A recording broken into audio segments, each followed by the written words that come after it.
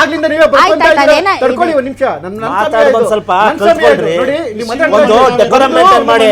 ಬಾಯಿ ಇದೆ ಅನ್ಬಿಟ್ಟು ಬಾಯಲ್ಲಿ ಏನಾರ ಮಾತಾಡ್ಬೇಡಿ. ನಮಗೂ ನಿಮ್ಮಂಗ್ ಮಾತಾಡಕ್ ಬರುತ್ತೆ. ಬಾಯಿ ಇದೆ ಅಂತ ಬಾಯಲ್ಲಿ ಹೇರ್ ಬರೆಸ್ಬೇಡಿ. ಹೇರ್ ಬರೆಸ್ಬೇಡಿ ಬಾಯಲ್ಲಿ. ನಿಮ್ದು ಬಾಯಲ್ಲಿ ಬರ್ತಿರೋದು ಹೇಳು.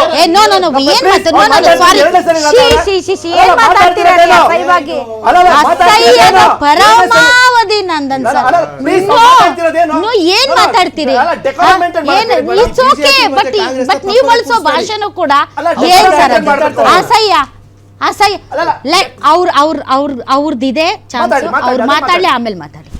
ನೀವು ಹೇಳ್ತಾ ಇದ್ರಿ ಇರೋದ ಒಂದು 52 ಕೋಟಿ ಜನಗಳ ಭಾವನೆಗಳನ್ನ ಇದು ಮಾಡ್ಕೊಂಡು ಎಷ್ಟು ಕೋಟಿನೋ ಸಂಖ್ಯೆ ಎಷ್ಟಾದ್ರೂ ಆಗ್ಲಿ ಅದನ್ನ ಭಾವನೆಯನ್ನು ಎನ್ಕ್ಯಾಶ್ ಮಾಡ್ಕೊಂಡು RCB ಆಗ್ಲಿ ಅಥವಾ ಇನ್ನೊಂದು ಸಂಸ್ಥೆ ಆಗ್ಲಿ ದುಡ್ಡು ಮಾಡ್ಕೊಂಡು ಮಾಡಿದ್ರು ಕರೆಕ್ಟ್. ನೀವು ಹೇಳಿ 100% ಕರೆಕ್ಟು. ಅದ್ರ ಜೊತೆಗೆ ಇನ್ನೊಂದು ಆಂಗಲ್ ಇತ್ತು.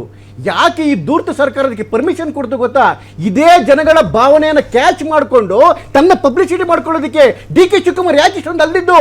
ಎಲ್ಲ ಕೋಟ್ಯಾಂತರ ಜನ ಫ್ಯಾನ್ಸ್ಗಳಿದ್ದಾರೆ, ಯೂತ್ ಇದ್ದಾರೆ. ಅದರೊಳಗಡೆ ನನ್ನ ಪ್ರಚಾರ ಪ್ರಿಯತೆ ಗಿಟ್ಕೋಬೇಕು ಅಂತೇಳಿ HCL ಏರ್ಪೋರ್ಟ್ ಕೊಟ್ಟೋದ್ರು. ಅಲ್ಲೇ ಇದಕ್ಕೆ ಟ್ರೋಫಿ ಇಟ್ಕೊಂತಾರೆ, ಅಲ್ಲಿಂದ ಇಲ್ಲಿಗೆ ಬರ್ತಾರೆ, ಅಲ್ಲಿಂದ ಚಿನ್ನಸ್ವಾಮಿ ಸ್ಟೇಡಿಯಂ ಇದಕ್ಕೆ ವಿಧಾನಸೌಧದಲ್ಲಿ ಪೂರ್ತಿ ಇವ್ರದೇನೆ. ಅದಾದ್ಮೇಲೆ ಚಿನ್ನಸ್ವಾಮಿ ಸ್ಟೇಡಿಯಂ ಹೆಣಗಳ ಮೇಲೆ ಹೋಗಿ ಸೆಲೆಬ್ರೇಷನ್ ಮಾಡ್ತಾರೆ. ಪ್ರಚಾರ ತಪ್ಪು ಅಂತ ನಾನು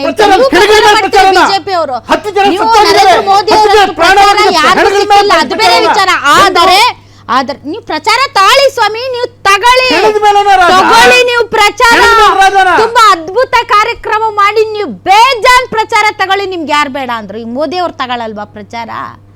ಬೇರೆ ಬೇರೆ ರಾಜ್ಯದ ಮುಖ್ಯಮಂತ್ರಿಗಳು ತಗೊಳ್ತಾರೆ ಪ್ರಚಾರ, ಆದರೆ ಸರಿಯಾದ ರೀತಿ ವ್ಯವಸ್ಥೆಯಲ್ಲಿ. ನೀವು ತಗೊಳ್ಬೇಡಿ ಅಂತ ನಾವು ಹೇಳಿಲ್ಲ. ಎಲ್ಲಿವರೆಗೆ ನಾವು ಎಂಜಾಯ್ ಮಾಡಿದ್ವಿ ಗೊತ್ತಾ? ಈಗ ಇದಾದ್ಮೇಲೆ DK ಶಿವಕುಮಾರ್ ಅವರು RCB ಬಾವುಟ ಹಿಡಿದಿರೋದು ಒಂಥರ ಜೀರ್ಣಿಸ್ಕೊಳಕ್ಕಾಗಲಿಲ್ಲ. ಎಲ್ಲ ಕಾರ್ಯಕ್ರಮ ಚೆನ್ನಾಗಾಗಿದ್ರೆ ಅದೇ DK ಶಿವಕುಮಾರ್ ಅವರು RCB ಫ್ಲ್ಯಾಗ್ ಇಟ್ಕೊಂಡು ಹೋಗಿದ್ರೆ ನಮ್ಮ ಭಾವನೆಗಳಿಗೆ ಸ್ಪಂದಿಸಿದ್ರು ಅಂತ ನಾವೇ ಹೊಗಳ್ತಾ ಇದ್ವಿ. ಇವತ್ತು ದುರ್ಘಟನೆ ನಡೆದಿರೋದ್ರಿಂದ ಅದು ನಮಗೆ ಸಹ್ಯ ಆಗ್ತಾ ಇಲ್ಲ. ನೀವೇ ಹೇಳಿದಾಗೆ ಪ್ರಚಾರ ತಗೊಳ್ಳಿ, ಬೇಡ ಅಂತ ಹೇಳಲ್ಲ. ಅದಕ್ಕೆ ಅಂತಾನೆ ವಾರ್ತಾ ಇಲಾಖೆ ಇದೆ, ಪ್ರಚಾರ ಕೊಡೋಕ್ಕೆ ಅಂತಾನೆ. ಆದರೆ ಪ್ರಚಾರದ ಗೀಳಿನಲ್ಲಿ, ಪ್ರಚಾರದ ಮೋಹದಲ್ಲಿ ಸರಿಯಾದ ವ್ಯವಸ್ಥೆ ಮಾಡಿದ್ರೆ ಸಾವಿಗೆ ಕಾರಣ ಆಯ್ತಲ್ಲ ನಿಮ್ಮ ಪ್ರಚಾರದ ಗೀಳು. ಅಲ್ಲೇ ಬಂದಿರೋದು ನಾನು ಹೇಳ್ತಾ ಇರೋದು. ನಿಮ್ಮ ಪ್ರಚಾರದ ಗೀಳಿಗೆ 11 ಅವ್ರು ತಡೆದ್ರೆ ಮತ್ತೆ ಅವ್ರು ಒಂಥರ 11 ಅಮಾಯಕ ಜೀವಗಳು ಬಲಿಯಾದ್ಮೇಲೆ ತಡ್ರಿ ಸರ್, ಒಂದ್ ನಿಮಿಷ ಬಿಡ್ರಿ, ಹಂಗ್ಯಾಕ್ ಮಾಡ್ತೀವಿ? ಅದಾದ್ಮೇಲೆ ಅದೇ ರೀತಿ ಅಮಾಯಕ ಪೊಲೀಸರು ಕೂಡ ಬಲಿಯಾದ್ರಿ. ಇವತ್ತು ಯಾರ ಪ್ರಚಾರದ ತೆವಲಿಗೆ ಬಲಿಯಾಗಿದ್ದು? ಯಾವ ವ್ಯಕ್ತಿಗೋಸ್ಕರ ಬಲಿಯಾಗಿದ್ದು? ಯಾರಿಗೋಸ್ಕರ ಬಲಿಯಾಯ್ತು? ಇವತ್ತು ನೀವು ಹೇಳಿದ್ರಿ ಇರೋದ ಅವ್ರು ಪೊಲೀಸ್ ಕಡಾಖಂಡಿತವಾಗಿ ಹೇಳ್ಬಿಡ್ಬೇಕಾಗಿತ್ತು, ನಮಗೆ ಮಾಡಕ್ ಸಾಧ್ಯವೇ ಇಲ್ಲ ಅಂತೇಳಿ ಹೇಳಿದ್ರು. ಇನ್ನೇನ್ ಮಾಡ್ತಾರೆ? ಗೃಹ ಸಚಿವರ ಹತ್ರ ಹೇಳಿದ್ರು, ಗೃಹ ಸಚಿವರು ಕನ್ವಿನ್ಸ್ ಆಗಿ ಗೃಹ ಸಚಿವರು ಹೇಳಿದ್ರು ಮಾಡಕ್ಕಾಗೋದಿಲ್ಲ ಅಂತೇಳಿ. ಒಬ್ಬ ಸರ್ಕಾರಿ ಅಧಿಕಾರಿ ಸರ್ಕಾರ ಎದುರಾಕೊಳ್ಳಕ್ಕಾಗುತ್ತಾ? ನೋಡಿ, ನೀವೇ ಒಂದು ನ್ಯೂಸ್ ತೋರಿಸಿದ್ರಿ ಮೊನ್ನೆ.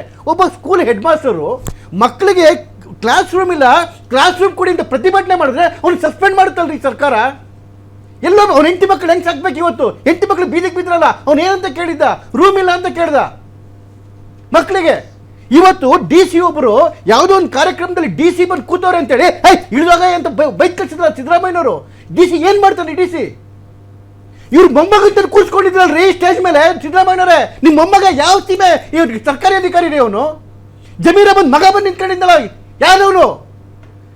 ರಾಮಲಿಂಗಾರೆಡ್ಡಿ ಮಕ್ಕಳುಗಳು ಮೊಮ್ಮಕ್ಕಳು ಬಂದು ನಿಂತಿದ್ವಲ್ಲ, ಯಾರವರು? ಅಂದ್ರೆ ಇವ್ರಿಗೆ ಸರ್ಕಾರಿ ಅಧಿಕಾರಿಗಳು ಒಂಥರ ಕಸಕ್ ಸಮಾನ. ಇವತ್ತು ಪೊಲೀಸ್ ಏನ್ರಿ ಮಾಡ್ತಾರೆ? ಏನ್ ಮಾಡಕ್ ಸಾಧ್ಯ? ಇವತ್ತು ದಯಾನಂದ್ ಇನ್ನೇನ್ ಮಾಡ್ಬೇಕಾಗಿತ್ತು? ದಯಾನಂದ್ ಇನ್ನೊಂದು ಆಂಗಲ್ ಏನು ಅಂತ ಹೇಳಿದ್ರೆ, ಯಾಕೆ ದಯಾನಂದ್ ಸಸ್ಪೆಂಡ್ ಮಾಡಿದ್ರು ಅಂದ್ರೆ ಎನ್ಕ್ವೈರಿ ಕಂಡಕ್ಟ್ ಆಗ್ತಾ ಇತ್ತು.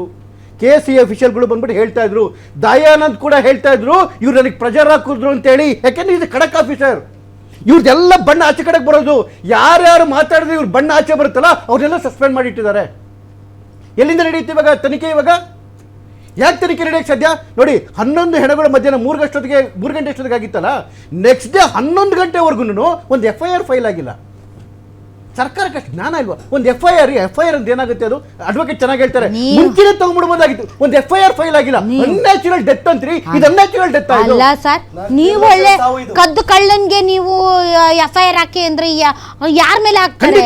ಇವರ್ ರೈಟ್, ಇವರ್ ಅಬ್ಸಲ್ಯೂಟ್ಲಿ ರೈಟ್ ಮೇಡಮ್. ಇವತ್ತು ದಯಾನಂದ ಸರ್ ಇವತ್ತೇನಿದ್ದಾರಲ್ಲ, ಬೆಂಗಳೂರು ಆಯುಕ್ತರು ಅವ್ರೇನು ಆಬ್ಸೆಂಟ್ ಆಗಿದ್ರ ಕಾರ್ಯಕ್ರಮಕ್ಕೆ ಬರಲ್ಲ ಅಂತೇನು ಹೇಳಿದ್ರ? ಅಲ್ಲ, ಈಗ ಅವರು ತಲೆದಂಡ ಮಾಡಿದ್ದಾರೆ. ಒಂದು ಕಾರಣ ಇರಬೇಕು.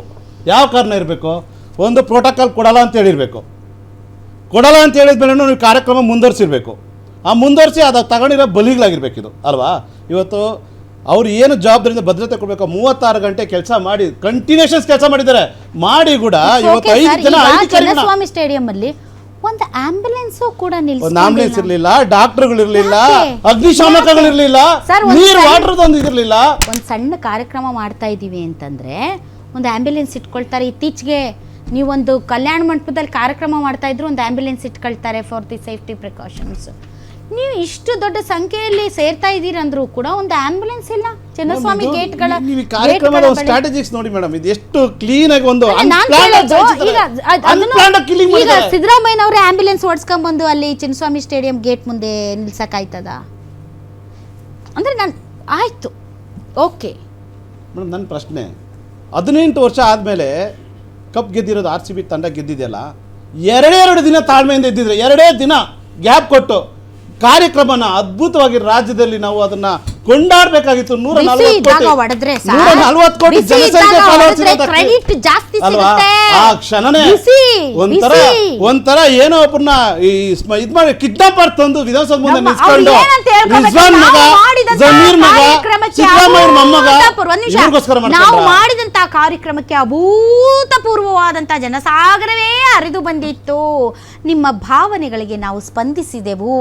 ನೀವು ಆರಾಧಿಸುವಂತ ಆರಾಧ್ಯ ದೈವಗಳನ್ನ ನಾವು ವಿಧಾನಸೌಧದ ಮೆಟ್ಟಿಲ ಮೇಲೆ ಅವರಿಗೆ ಸನ್ಮಾನಿಸಿ ಅವರನ್ನ ಎಷ್ಟು ಎತ್ತರಕ್ಕೆ ಕೊಂಡೊಯ್ದೆವು ಅನ್ನುವಂತ ಅಂತ ಕ್ರೆಡಿಟ್ ತಗೊಳ್ಳೋಣ ಅನ್ಕೊಂಡ್ರು. ಎಲ್ಲ ಫ್ಲಾಪ್ ಆಗಿ ಫೇಲಿಯರ್ ಆಗಾಯ್ತು.